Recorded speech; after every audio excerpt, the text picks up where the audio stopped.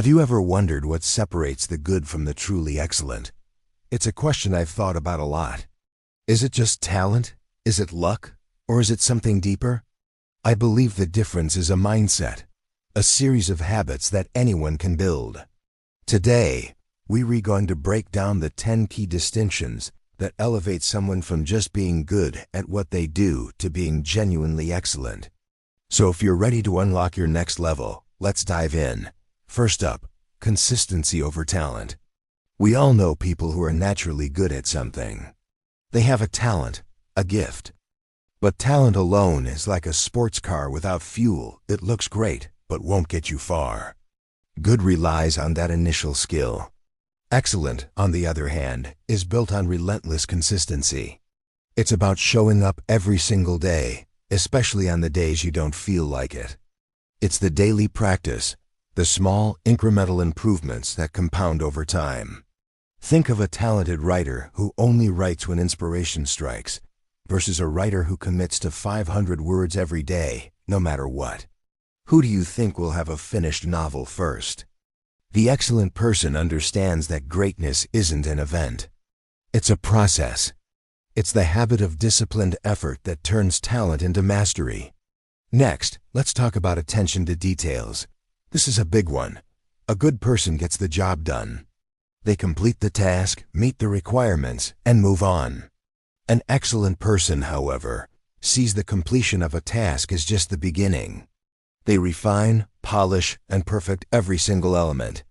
They obsess over the small details that most people overlook because they know that's where the magic happens.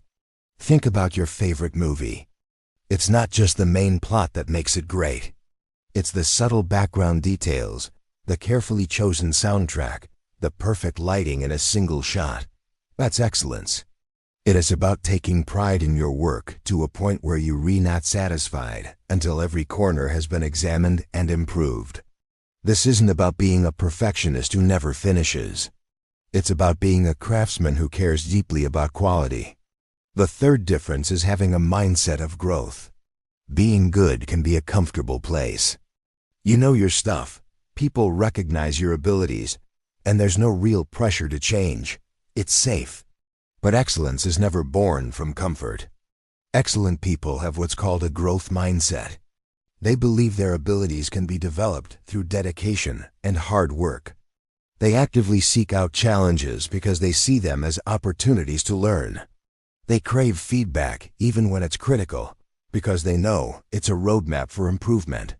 While a good person might get defensive about criticism, an excellent person asks, "How can I do better?" They are lifelong learners, always curious, always pushing the boundaries of their own knowledge and skills. This brings us to point number 4, discipline beyond motivation. Motivation is a fantastic feeling, isn't it? That surge of energy and excitement that makes you want to conquer the world. A good person rides that wave of motivation. They work hard when they feel inspired. But what happens when that feeling fades? When you're tired, bored, or just plain unmotivated? That's where the excellent person shines. They don't rely on motivation. They rely on discipline. Discipline is what gets you out of bed to go for a run when it's cold and dark. Discipline is what makes you practice your instrument even after a long day at work. It's the commitment to your goals that overrides your fleeting emotions. Excellence is built on the back of thousands of small, disciplined actions that you take even when you don't feel like it. Fifth, let's discuss having higher standards. Every job, every project has a set of expectations.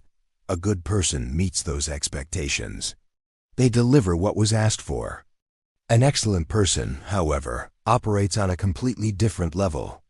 They set personal standards for themselves that are far higher than what anyone else requires. Their internal benchmark for quality is their true north. They're not trying to impress their boss or their clients. They're trying to meet their own definition of excellence. This means they often do more than what's necessary, not for extra credit, but because their own integrity demands it. It's about competing with yourself, constantly raising your own bar, and striving to be better today than you were yesterday. Number 6 is ownership and responsibility. This is a huge differentiator in character. When something goes wrong, it's human nature to look for someone or something to blame. The traffic was bad, the instructions were unclear, my teammate didn't do their part. A good person might sometimes fall into this trap. But an excellent person refuses to make excuses. They take full radical ownership of the results, good or bad. If a project fails, they don't point fingers. They ask, what could I have done differently? They see themselves as the driver, not a passenger. This level of responsibility is incredibly empowering. It means you are in control of your destiny because you believe that your actions, and your actions alone, determine your outcomes. Next, persistence under pressure. Life is full of challenges. Difficulties are not a matter of if but when. A good person might work hard, but when they hit a major roadblock, they might get discouraged and stop. The pressure becomes too much. An excellent person, however, has a different response to adversity. They see challenges as part of the journey. When things get hard, they don't just keep going. They often dig in even deeper. They have the grit and tenacity to push through frustration and failure. Think of any great inventor or entrepreneur. Their stories are filled with moments where anyone else would have quit, but they persisted. This resilience, this ability to keep moving forward when everyone else has stopped, is a hallmark of excellence. Which leads perfectly to point number 8, going the extra mile. This idea is famous for a reason. The extra mile is a lonely road. That's why so few people travel it. Being good means doing what's required. Excellence means doing what's required, and then some.